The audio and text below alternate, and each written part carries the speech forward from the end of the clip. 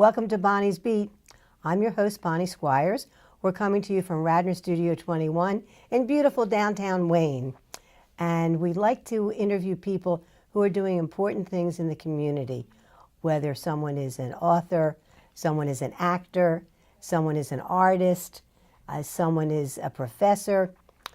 But our guest today, Thom Nichols, that's T-H-O-M, and we'll find out why he spells his name T-H-O-M. You've probably seen his name in various newspapers around town. And today we're going to talk about his 13th book. 13, I'm so jealous, Thom. Philadephia Mansions. I don't know how many thousands of hours of research went into this. But it's not just Philadephia Mansions, it's also mainline mansions. Hi, Thom. Hi, Bonnie.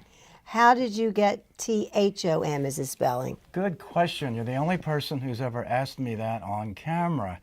That goes back to my first year in college when an English professor just started to call me T-H-O-M. And at that point, a T-H-O-M seemed revolutionary and bohemian and new. Well, it's not new anymore. Everybody is a T-H-O-M now, it seems to me. But when I told my parents that I was a T-H-O-M, i.e. with my first books, they would jokingly refer to me as Thom. Oh, here comes Thom. Here comes Thom. I got used to it very fast. Now I miss Thomas, and I actually wish that I had stuck to Thomas, but it's too late.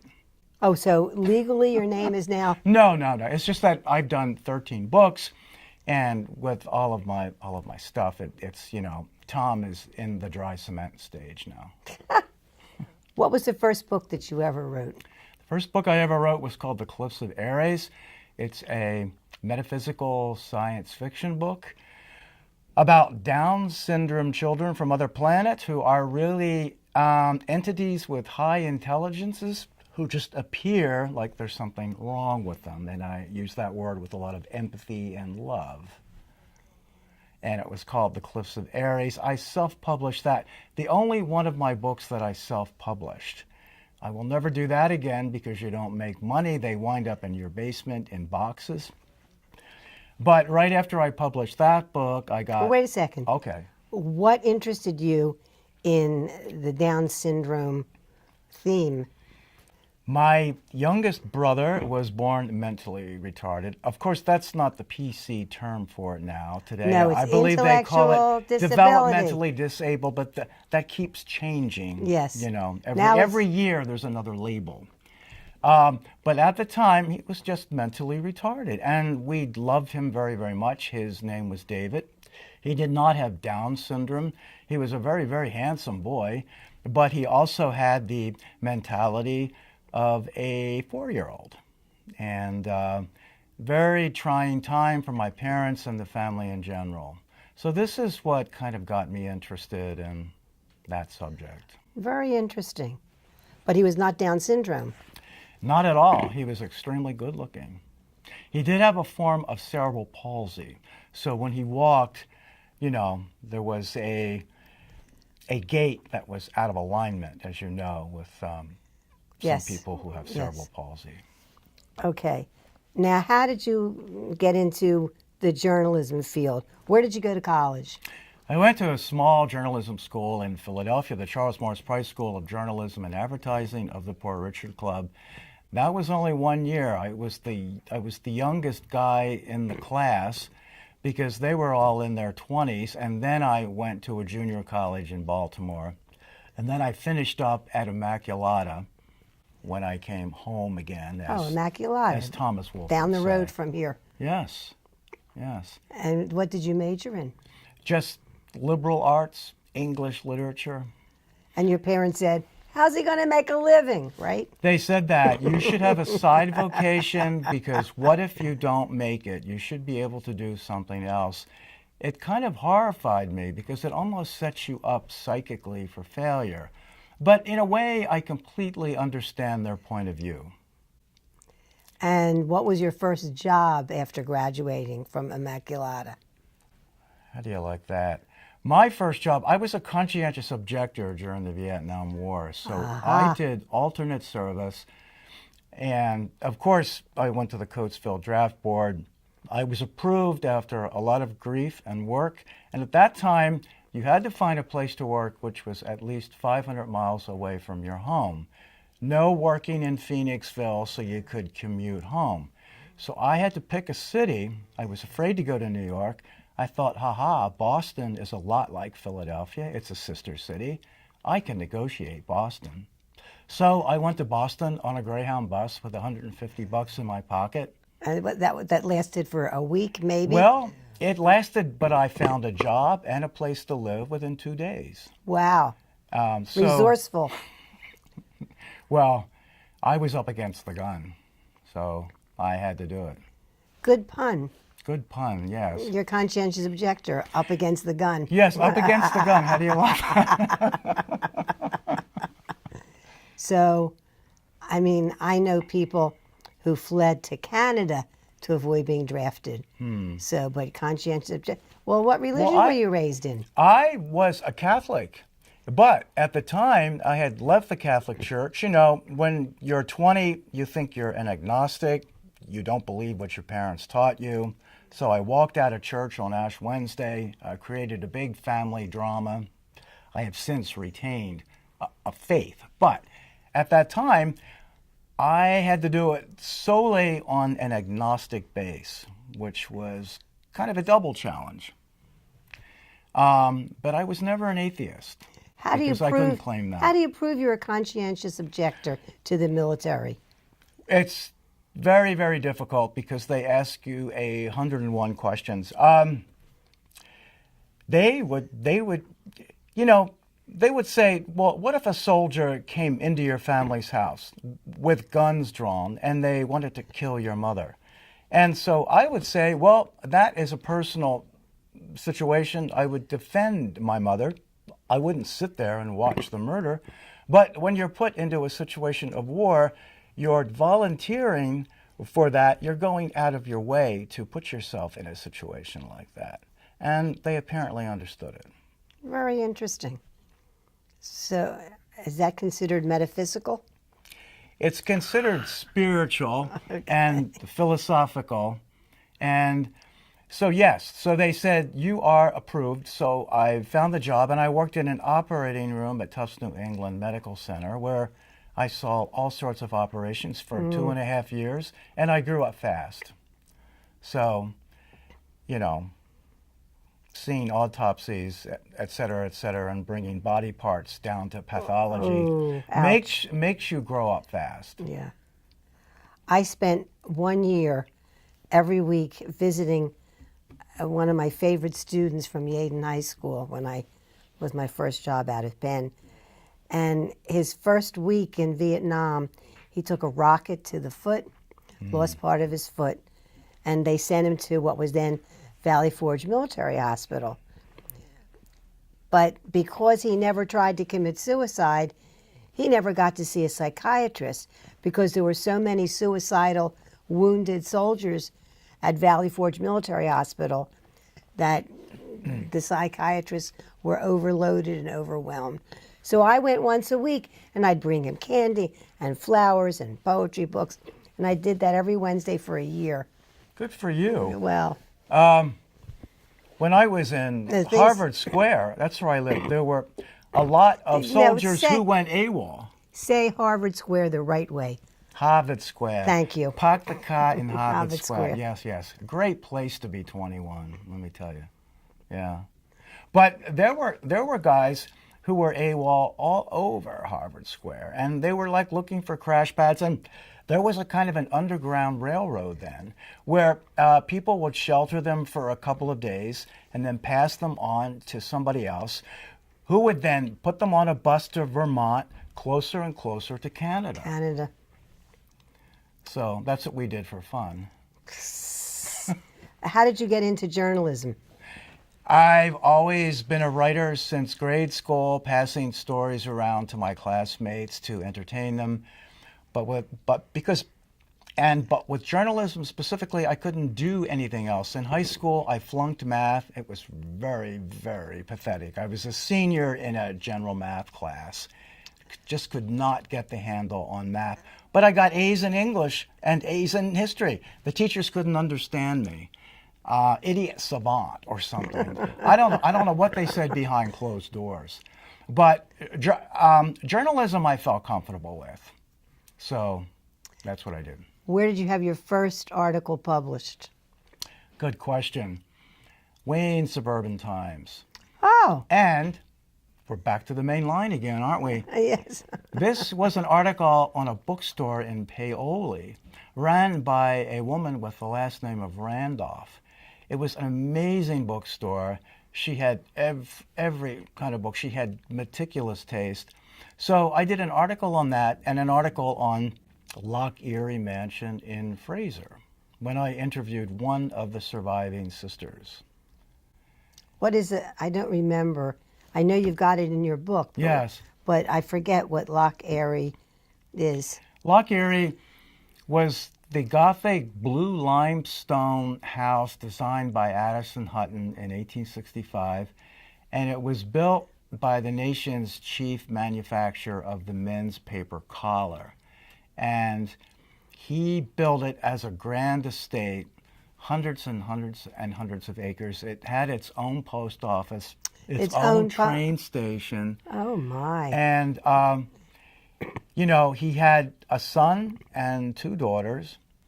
And the son died in the 40s. He died well before that, and his wife before that. But the two daughters lived until about 1966, 67, 68.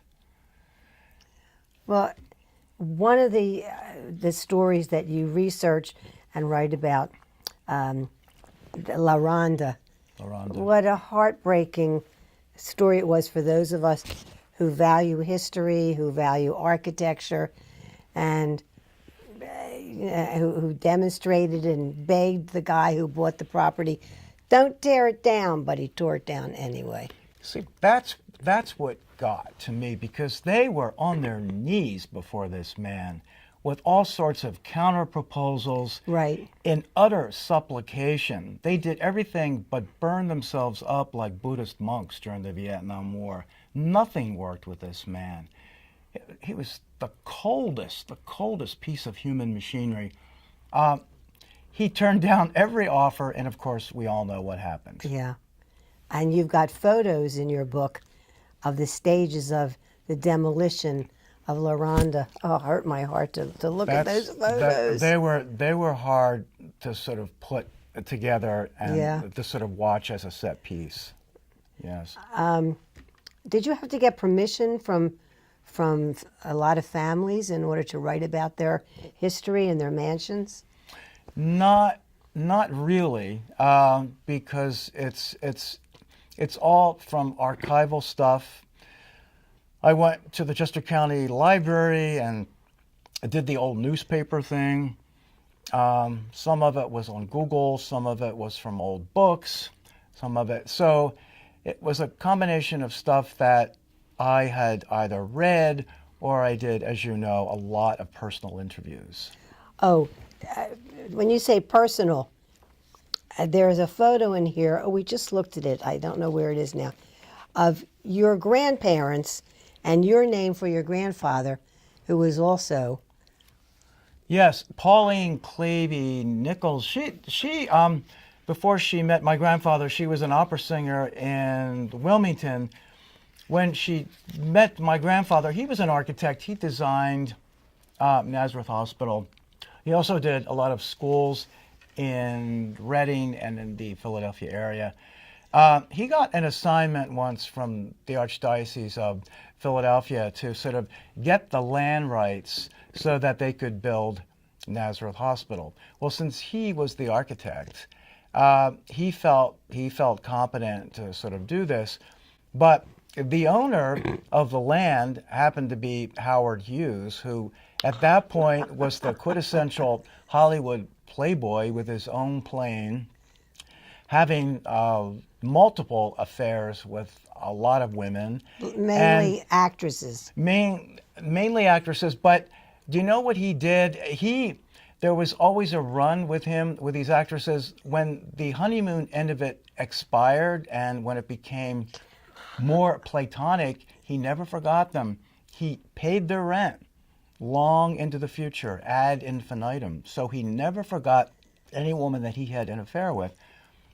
Anyway, that's a side story, a la Hollywood Babylon. But apparently, Howard Hughes came in to meet my grandparents because Howard Hughes wanted to review the blueprints of Nazareth Hospital, because the Archdiocese thought that they were going to get a deal. They were hoping for a reduction of the cost of the land. Well, they went back to my grandfather's house. I don't know where they went, maybe in the dining room or upstairs in my grandfather's architectural study. But Howard Hughes liked the hospital so much that he said, I'm just going to give the Archdiocese this land at no cost. And Wow. so, but what I find really ironic is that after the design of Nazareth Hospital, which has a slate Art Deco look, Howard Hughes then designed a plane of some sort that had an Art Deco look. And I thought, this is really weird. Did he get that from my grandfather's design? Now, this is a personal interpretation, but this is the first thing that I felt. Isn't that interesting? It's just odd. Are there any artifacts from the time that Hughes visited your grandparents? I mean, did he give them an autographed picture or something? You know, my grandfather, I used to consider him pompous when I was a boy. I was probably very afraid of him because with his pipes and cigars, he was a major authority figure. He was not a warm and cuddly type of a grandfather, more of a strict German who, you know, you had better be perfect around. So, but I did remember him. He would just name drop at Thanksgiving and Christmas. But as a kid, these names meant nothing to you. So if he had said Howard Hughes, it meant nothing. Another chapter in your book, which also ties it to the main line, is your whole write-up about the Divine Lorraine Hotel, Father Divine, his history, and so on. Well, I went to Woodmont with an artist friend of mine. He was In painting Gladwin, the yeah. interior on a canvas, and I was doing the article with it. So we had one of their banquet suppers. If you've never attended a Oh, banquet yes. supper, Mother at Divine Woodmont, invited my husband and me years ago, and the Rosebuds come and they sing to you, and there's always an empty spot for Father Divine's Father spirit. Divine, Yes. and then you listen Although they to don't his... believe that he ever died, I don't think. Well, that's true because they believe that he's God. Yeah. And which is a bit disconcerting when you really see the devotion and the adoration. But, you know, of course, as they pass the platters around, they're never allowed to touch the table. So they have all this incredible food. It's like 20 platters, and you just keep it, and they can never touch the table. And if they do, a man will tap you from behind, you know. But in any event, we had our private interview with Mother Divine in Father Divine's office, which was oddly enough modeled after the JFK Oval Office. So it really does feel like you're in a photo of the White House from the 1960s. Very, very strange. Mother Divine was going to resume contact with us because she liked us. But I think that the Rosebuds interfered, and that's part of the mystery of Woodmont, is that as Mother Divine aged, the Rosebuds kind of held her prisoner. And I think this is a topic for some investigation That's in the interesting. future. I thought that she reigned supreme from what I saw. She did reign supreme, but there is some speculation that she had dementia towards the end. And this is a fairly complex story, and it's probably my next project. So interesting. I I just wrote a I know column some about. stuff. I just wrote a column about my experience with Mother Divine and that wonderful dinner that we went to.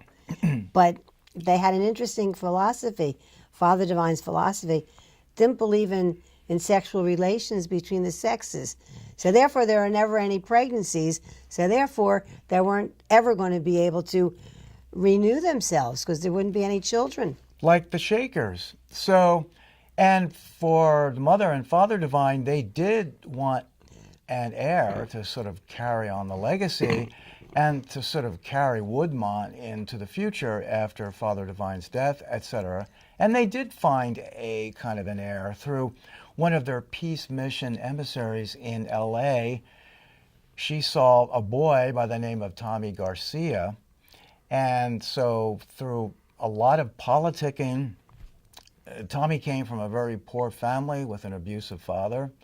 So they got Tommy's mother to agree to drive out to Philadephia with her son and her daughter and this peace mission emissary. And they basically handed over their children to Father and Mother Divine. And there's some controversy about that because there are elements of a benign kidnapping. So it gets very, very sketchy. I knew about the son, quote unquote. I never knew about the daughter. What happened to the two of them?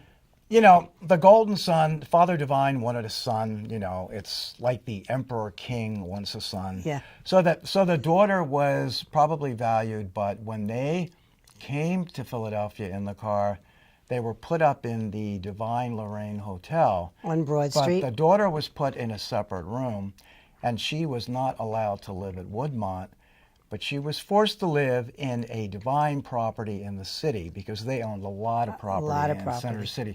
It was the son who got all the rich desserts and all the rich rewards. I think they took him to King of Prussia Mall and bought him a whole new wardrobe. And, you know, you'll never have to worry about a meal or a roof over your head. Your every need will be taken care of.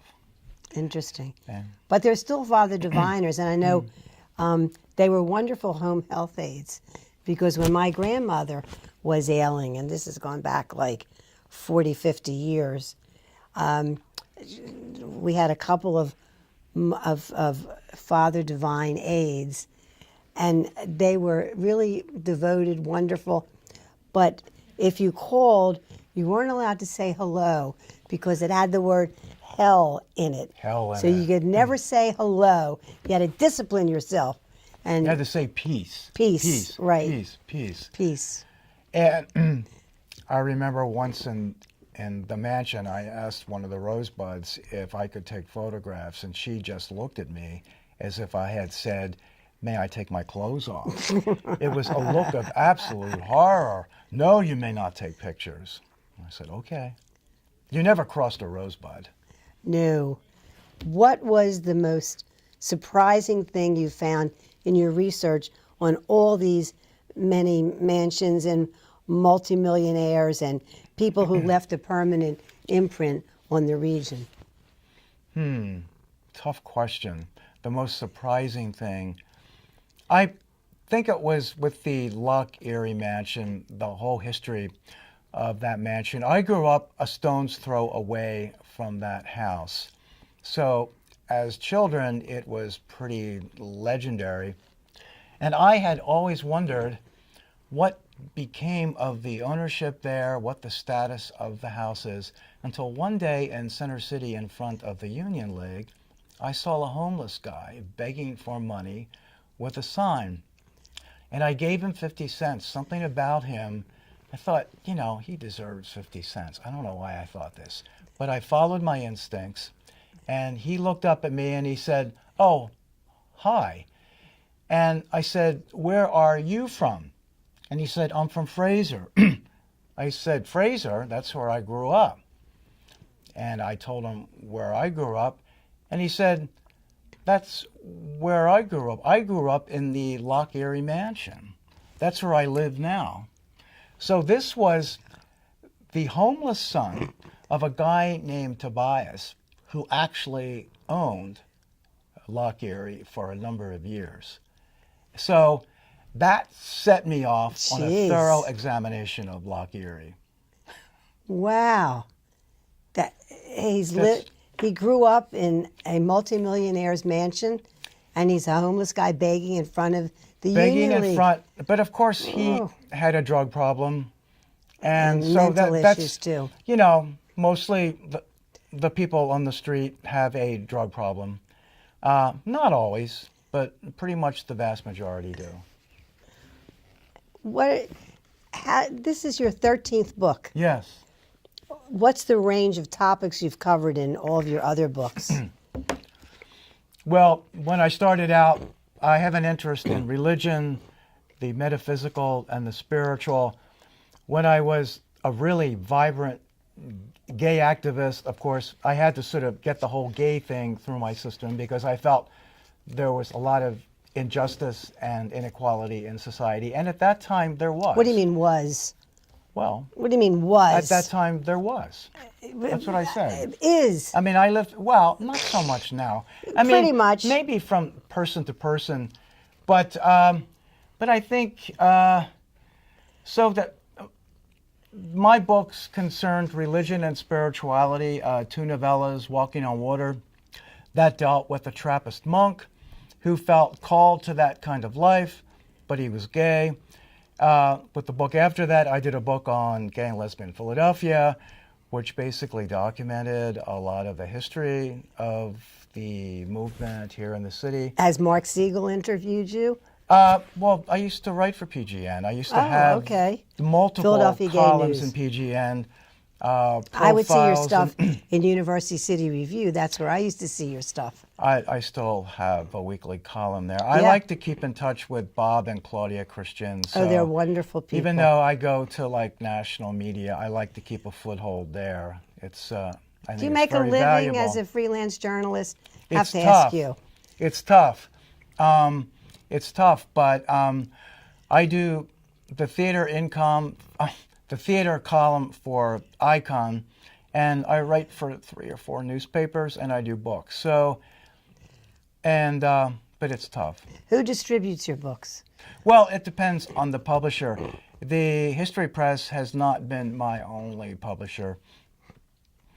Star Books Press in Florida published several of my books, 2 novels that I have written, and Arcadia published 3 books, and Agena Press in West Virginia. And how to get people get copies of Philadephia Mansions, which is a fabulous book. I mean, it's not just history; it's social activism. You find out everything you never thought about these famous people and what they did with their fortunes. How do people get a copy of Philadephia Mansions? Well, I would think they would just walk into their local bookstore, any Barnes and Noble store. The distribution with the History Press is very good. And So Amazon. this isn't like a subsidy thing where you have to, call up all the book deals yourself. Amazon, of course, and it'll be an ebook. I'll turn around one day and it'll be on the web as an ebook, and I won't even know that it happened. Has it been reviewed yet? Because Not officially, although several publications do have copies, and I'm waiting for the reviews to kind of eke out. So far, nada, nothing. well, what's the official publication date? It was March 19th. Oh, so it's just okay. It's just a babe in swaddling clothes. Right. So we don't want a crib death here, do we? No. Are you working on your next book already? I have my eyes set on the Father Divine story with the adopted son, who was not so adopted. So I've been talking to Tommy Garcia's wife for many, many, many hours, and we have something in the mental Rolodex about that. It's interesting because when I worked for Peter Leocoris at Temple University, Peter always wanted to purchase the Divine Lorraine Hotel for housing for Temple students, but he never had enough money to do it.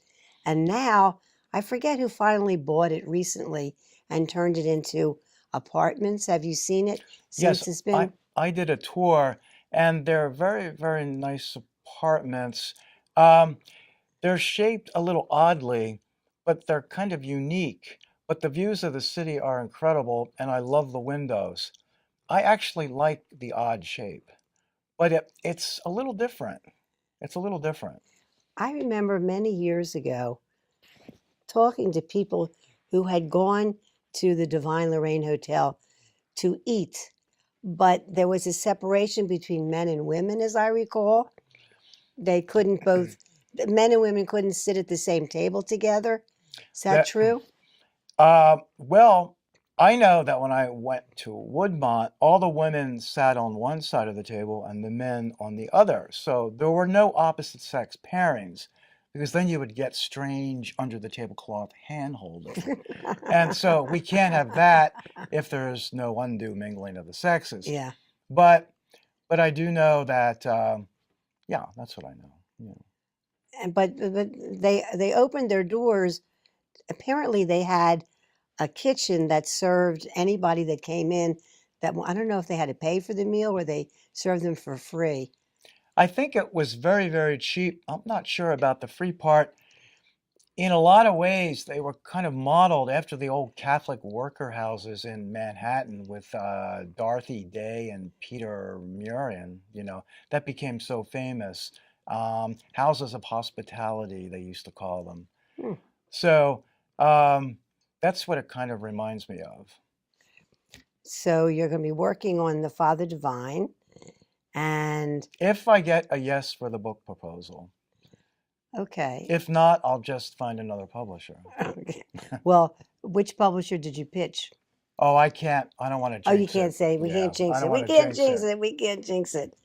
Anyway, and are you working on a major story now for one of your newspapers? I am working.